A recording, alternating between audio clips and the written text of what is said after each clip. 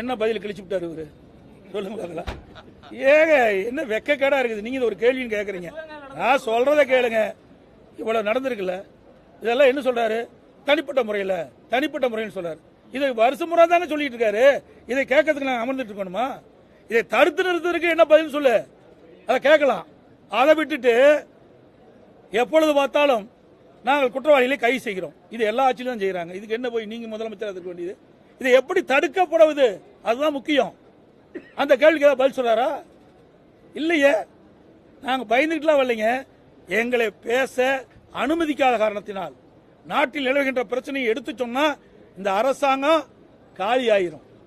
இந்த அரசாங்கம் இருக்காது, காணாமல் போய்விடும்.